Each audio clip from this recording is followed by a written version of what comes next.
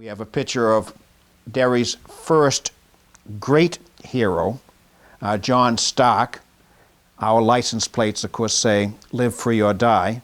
And John Stark was born in Derry and moved away when he was a young man. And over there we have Robert Rogers, who taught John Stark how to fight like an Indian. Robert Rogers was our greatest hero in America prior to the Revolutionary War. And he spent his teenage years here in Derry. And many of his rangers, Rogers' rangers, were men from this town, including John Stark. So John Stark came up with the saying, "Live free or die"? Live free or die.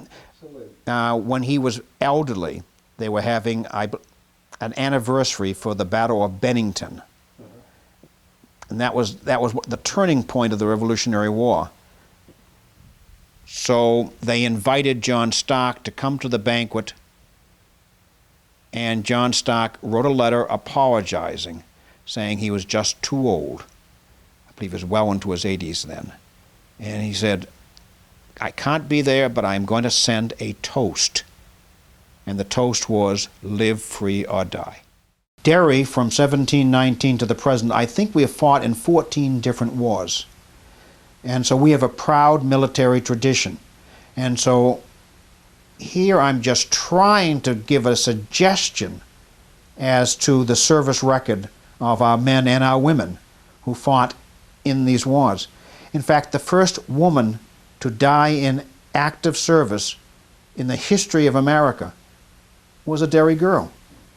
You know, we had all kinds of generals, but we also had a lot of privates, corporals, and sergeants. You know, they were all proud soldiers. You know, we still have Walter Borowski, you know, one of America's greatest heroes, you know, who climbed the cliff at Normandy in the D-Day invasion.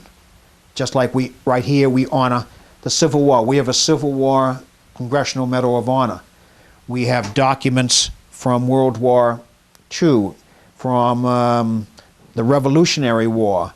We have all kinds of medals and posters from the earlier wars.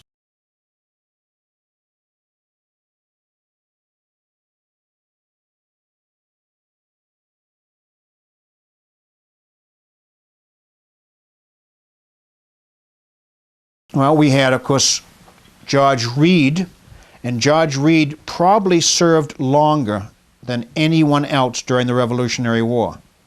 He was at Bunker Hill. He was also on Washington's staff at the surrender at Yorktown, and everything in between. So while he was away, this is probably the most amazing thing, he trusted his wife to run the farm. He didn't need to have some man come in to be the foreman. His wife, Molly, took care of it. And also had about 6 kids. And while he was away, she saw that a new farmhouse was built, which is still standing over there on Kilray Road. In fact, the local Daughters of the American Revolution are the Molly Reed DAR for this amazing woman. In fact, General John Stark said, "If ever there was a woman in the state of New Hampshire fit to be governor, 'tis Molly Reed." So it's not just her husband, but also the wife, who was amazing. So we have lots and lots of history. We had a general in the Civil War. We had colonels in World War II.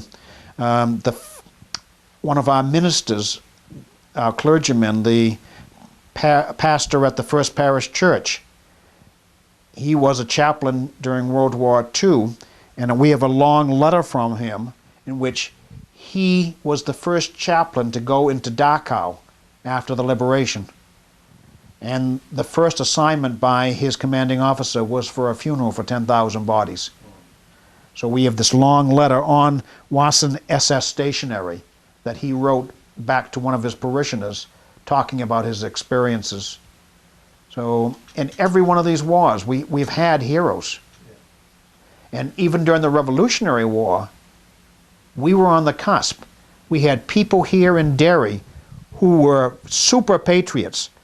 We had Matthew Thornton, who signed the Declaration of Independence, who was living in Derry when he signed it. And he was our selectman. And the other selectman was Stephen Holland. Stephen Holland was the biggest spy for the British in all of New England. And they were both selectmen together. And when John Stark was fighting at Bunker Hill, Stephen Holland was trying to organize a group of men to go down to Bunker Hill to help fight for the British. So we had people on both sides. So we have a great history.